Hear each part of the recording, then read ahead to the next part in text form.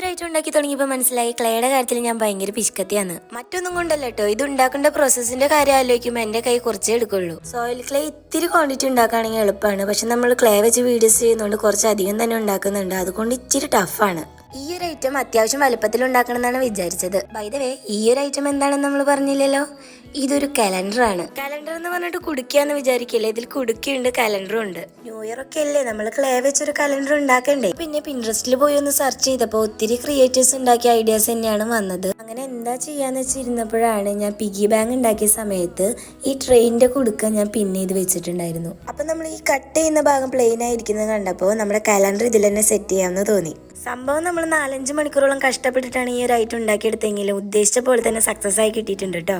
അപ്പൊ എങ്ങനെയുണ്ട് നമ്മുടെ കലണ്ടർ പ്ലസ് കുടുക്ക ട്രെയിൻ കാണാൻ? ഇഷ്ടപ്പെട്ടാൽ ലൈക്ക് ചെയ്യാനും സബ്സ്ക്രൈബ് ചെയ്യാനും സപ്പോർട്ട് ചെയ്യാനും ഒന്നും മറക്കരുത്.